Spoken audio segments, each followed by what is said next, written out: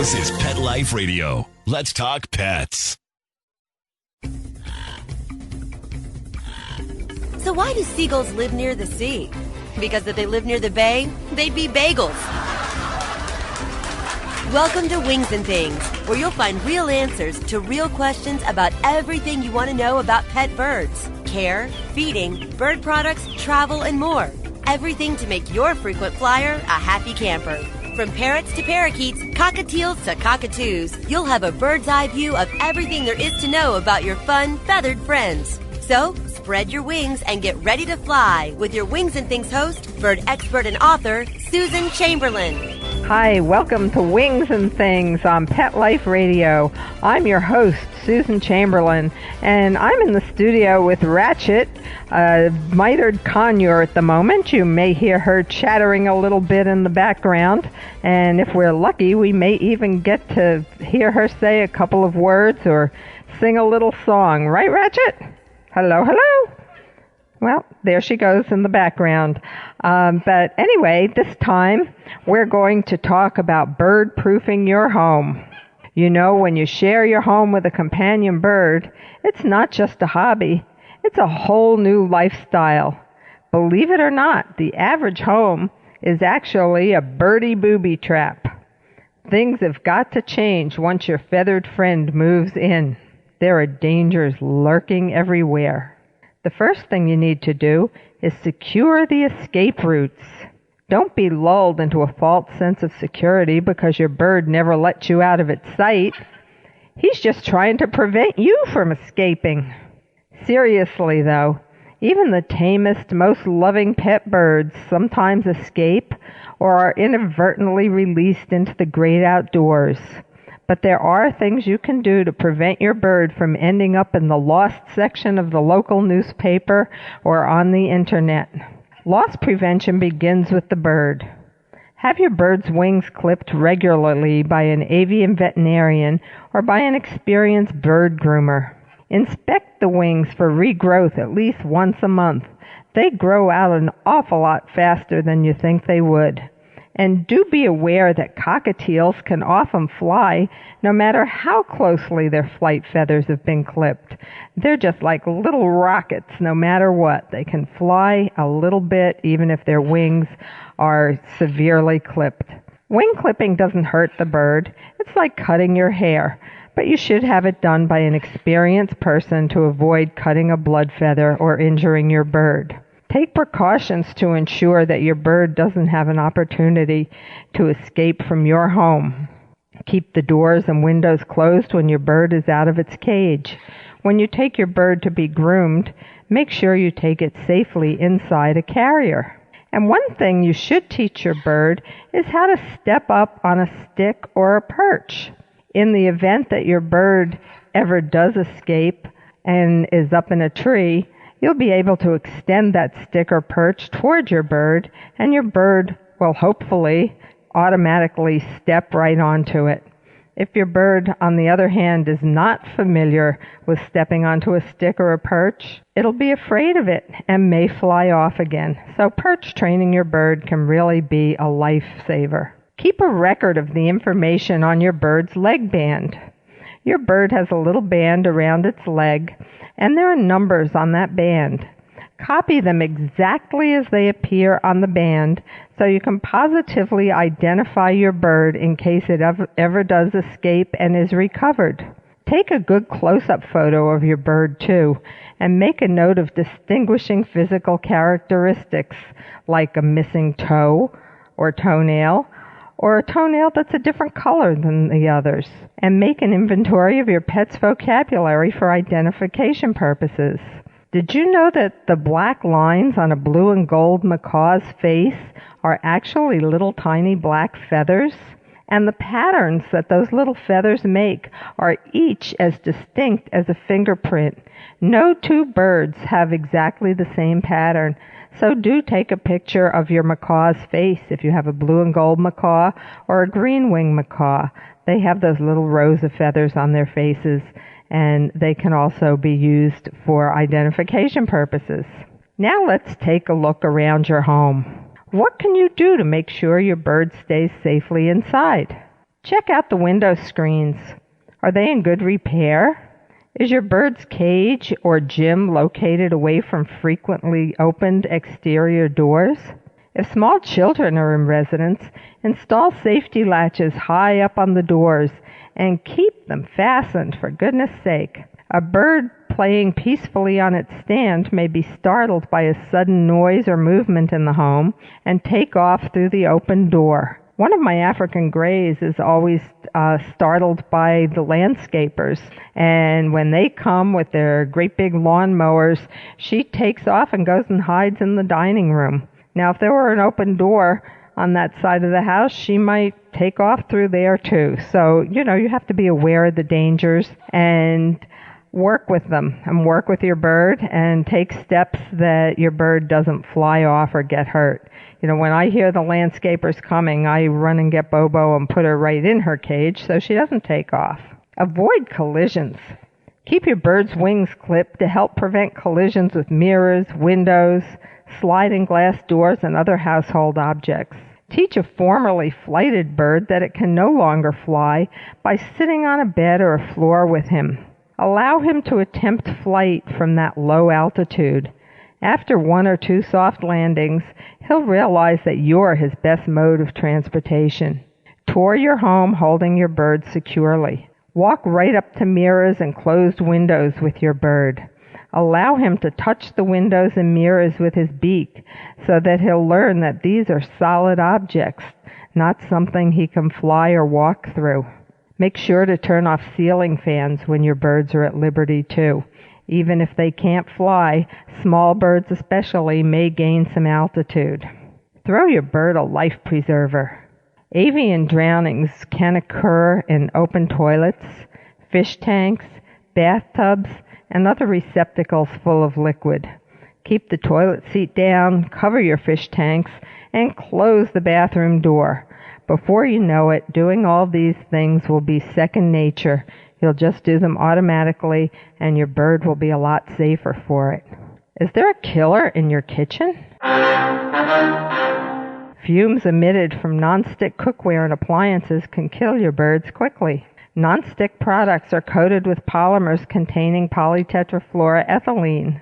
And when these products containing this element, known as PTFE for short, when these elements are heated, fumes and minute particulate matter are dispersed into the atmosphere where they're inhaled by air-breathing creatures.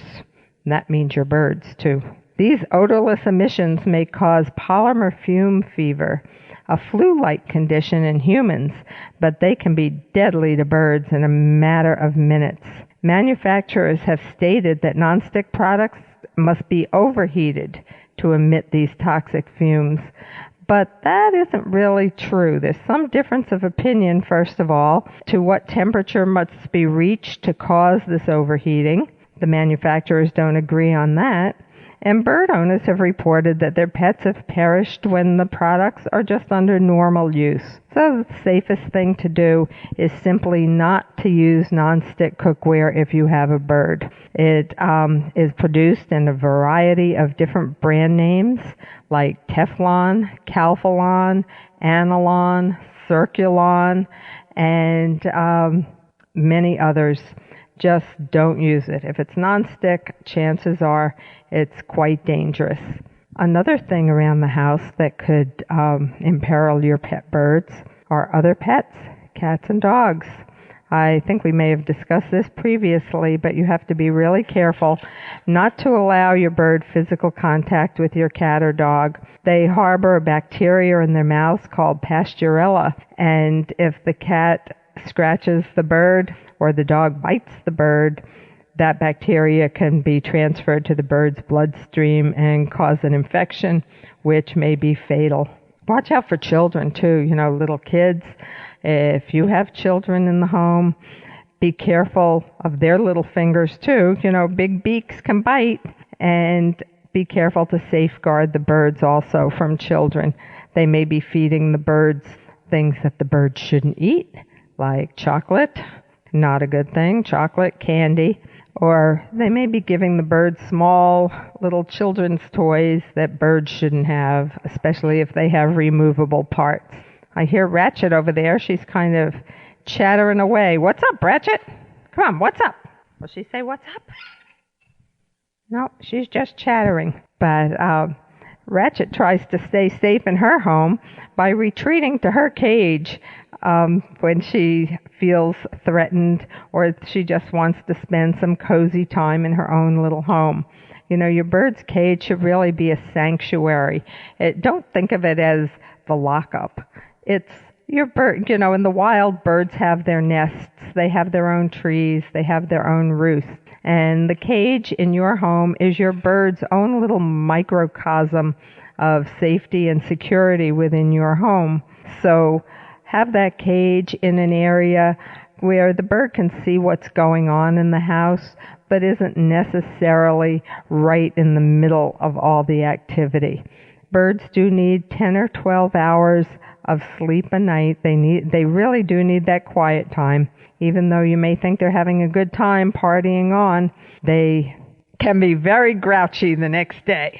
Some of the other household hazards that you need to be aware of when you have a bird in the house are the cleaning chemicals, the things you use to clean. They can be toxic to the birds, the fumes may bother them, and certainly you don't want the birds actually getting into any of your cleaning products.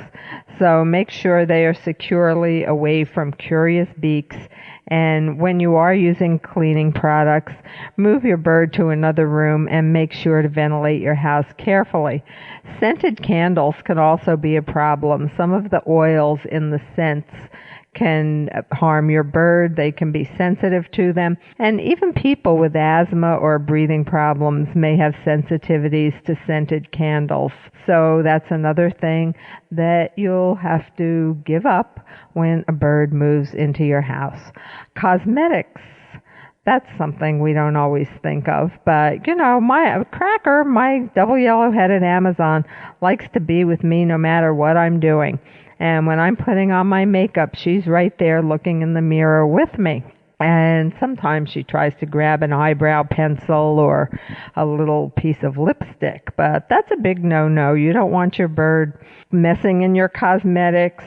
Or, you know, there may be compounds in them that may be harmful to your birds. There may be bacteria in your mascara.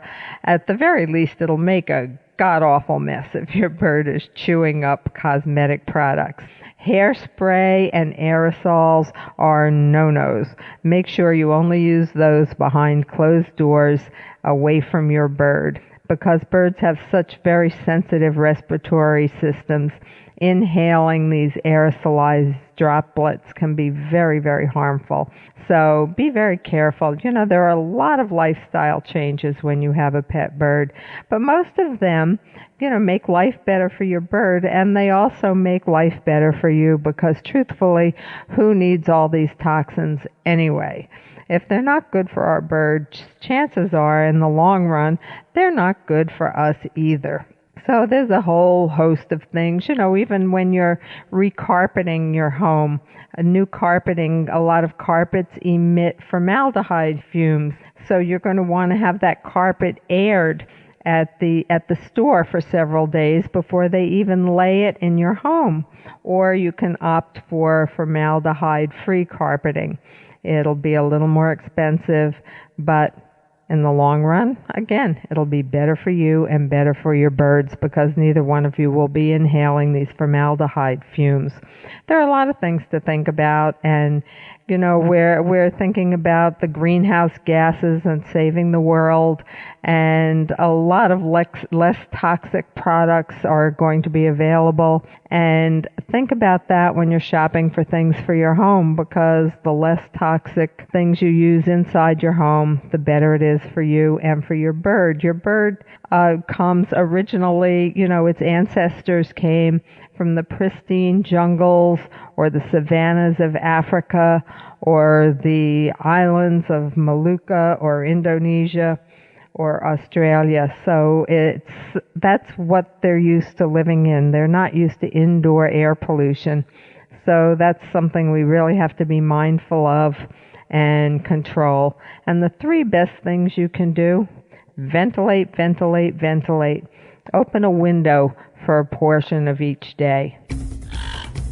Sitting on a branch overlooking the parking lot, the pigeons watched as a Mercedes pulled in below them. What do you think? One bird said to the other. Should we put a deposit on that car? Stay perched. Wings and Things will be soaring back right after these messages. What if you could protect the life of your cat with something so simple and affordable that you already use every day? Get ready for the evolution of kitty litter. It's Pretty Litter. Along with all the features you've come to expect from your kitty litter, Pretty Litter's patented and scientific formula will also monitor your cat's health and detect illnesses early while providing industry-leading odor control. 2 kitty litters, same cat, same price. But there's one important difference. Pretty Litter reacts to your cat's waste by detecting health issues simply by changing color. And the key is that Pretty Litter detects these issues before your cat shows symptoms of physical illness or pain, likely saving you major dollars in vet bills while protecting the health of your cat. What do you think, little guy? Ready to switch litter? Pretty Litter. Colorful insight into your cat's health. Go to prettylittercats.com/cat101 or use coupon code CAT101 to get 20% off your first subscription order.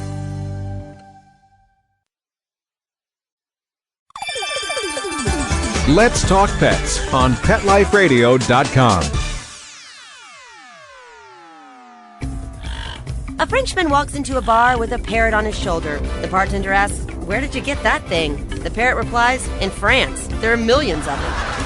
Don't have a canary. Wings and Things is back with more great words on birds with your host, Susan Chamberlain.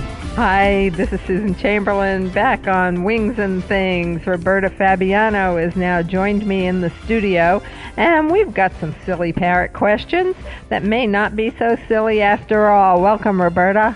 Well, thank you for having me back so soon, Susan. Very nice. Well, what are your questions? Okay, I'm sure they're going to be very silly sounding, but they are things I thought about when I knew nothing about birds when I had my first parrot. So, all right, here goes. Could you talk about the parrot's toes? They seem to be different from other birds, the wild birds. Well, parrots are unique in that they are zygodactylous, which means that they have 2 toes facing frontwards and 2 toes facing backwards, where most birds will have the 3 toes facing the front and 1 facing the back. And a lot of times, if you notice when you're looking at merchandise, like maybe a little sculpture or statue of a parrot, if it's made somewhere where they don't generally see parrots, you may see that they have 3 toes facing frontwards instead of the correct 2 toes. Now, most people wouldn't notice that, but people who share their homes and share their lives with parrots would notice that. So the parrots are the only birds that have their toes in that, the 2 in the front, 2 in the back. No other feathered creature on this planet? No other feathered creature on this planet. Well, I'm not 100% sure about that. I would have to look that up, but I think we are pretty safe in saying that parrots are pretty unique that way. And what are you calling it? A pterodactyl? What is it again? No, it's not a pterodactyl, although some of our birds may seem like pterodactyls. It's zygodactylous. Here's another, really silly question. Do parrots have ears? I do actually know the answer to that, but that was a question I had in the old days. Well, yes, parrots do have ears, even though there's a lot of giggling going on in here. But this segment is called Silly Parrot Questions. Yes, parrots do have ears, although we don't ordinarily see them. They are located on the sides of the head, right behind the eyes. And if the feathers are a little thin there, or if you're scratching your bird's head and it lifts up its feathers, you may see the ears. They just look like a hole in either side of the head. So this little round hole there. And sometimes new bird owners get scared and nervous, and they'll even call the vet and say, my bird has a hole in his head. What is that? And it's his ears. There's absolutely nothing wrong when you see that little hole in your bird's head. Yeah, the first time I saw the hole in my bird's head is the vet pointed it out to me. I had no idea. And it was, it's just something that never occurred to me. What about this question? I don't know the answer to this. Do parrots have eyelashes? Well, you have to get pretty close to your parrot to find that out. And actually, I'm not quite sure about all of them, but my African gray, Bert, when he sleeps on me, you can see little teeny, almost microscopic eyelashes. And what about eyebrows? No, I don't think they have eyebrows. Although some of their markings may look like eyebrows. Oh, wait a minute. What about that mustached parrot? Isn't there a mustached parakeet? I've seen it in the stores. It looks like it has a mustache. Yes, the mustache parakeet is a member of the genus Psittacula. It's related to the Alexandrine parakeets and the slaty-headed and plum-headed parakeets. And the mustache parakeet looks like it has a little beard or a little mustache, and that's its markings. The birds are particularly beautiful. They're from Asia. They're part of the Asian parakeets, and they kind of almost look like a miniature male Alexandrine parakeet. And the males have the more distinct markings, but they are just incredibly beautiful. They look like paintings. Their feathers are so fine. What color? Oh, they're green with a little rose on the breast and the black mustache and maybe some blue on their heads. And then there's a Derbian parakeet is also related to them, and they are very, very beautiful as well. But Derbians don't make such excellent pets. They can be good pets, but if you want they're never going to be a cuddly Amazon. They're still, I compare them to tigers. They are as tigers are to lions. They always have that bit of wildness in them. A lion is very content to become a house pet practically, whereas a tiger is always going to have that tiger in him. And a Derbian parakeet is always going to be wanting to fly up and down the Himalayas. Wow. Wow. So here's another silly question. What is the best way to clean up after your bird defecates? I presume you mean as your bird poops. Yes. Yes. Well, just because it's green doesn't mean it's pesto. And and that stuff needs to be cleaned up. It can get all over the place if you're not careful. People walk around with birds on their shoulders. Somebody said to me one time, I can always tell who owns a parrot in Florida. They're the ones with the green streaks down the back of their T-shirts. But we don't have to worry about T-shirts. You can just throw them in the washing machine and the bird poop will come right out of them. But, we're more concerned with the dried bird poop on your tile floor or on the bird cage itself, on the cage gratings, on the cage aprons, and on the cage perches.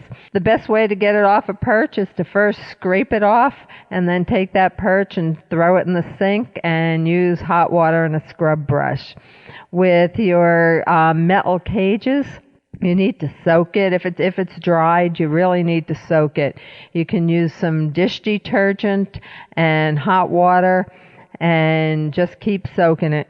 Or a really, really good way, there's a product I like very much. It's by a company called Avitech Exotic Birds, and you can find them at www.avitec.com. And they have a product called AviClean that's an enzyme-based cleaner. and it starts dissolving that bird poop almost right away. You just spray it on, leave it for about 5 minutes or so, and come back and wipe it away. So is that the Aviclean? Is it safe if you use it in the cage?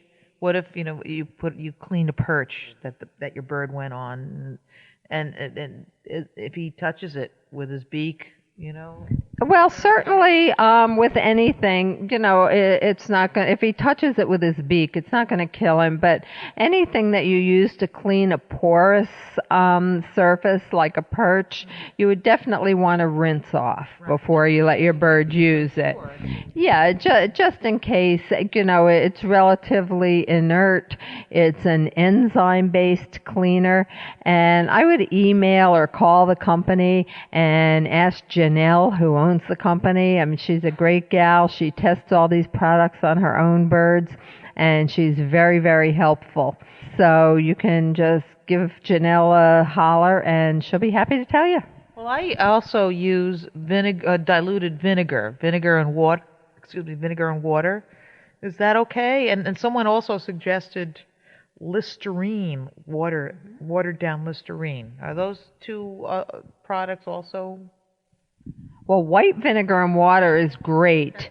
I really like cleaning with white vinegar and water because aside from having excellent cleaning properties, it's great on glass, it's great on tile, it's good on your bird cages. It rinses off nice and cleanly. You don't even have to rinse it off if you don't mind your house smelling like a salad. But the acidity of the vinegar also inhibits the growth of mold, which is a great little byproduct there. And you spray. I keep a spray top on a bottle of vinegar and spray. I learned that from you. I've seen you in your house. You have that. Okay. Also the alcohol.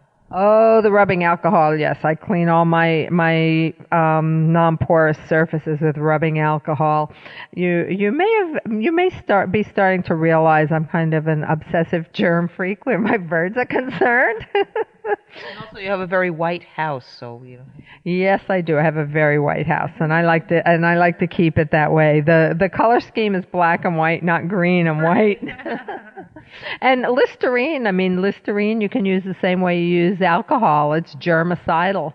And a friend of mine who's a veterinarian said that one time when they were in vet school, they cultured the water in toilet bowls, and they used different antiseptics in each one, and Listerine killed the most germs. Oh, wow. Yeah.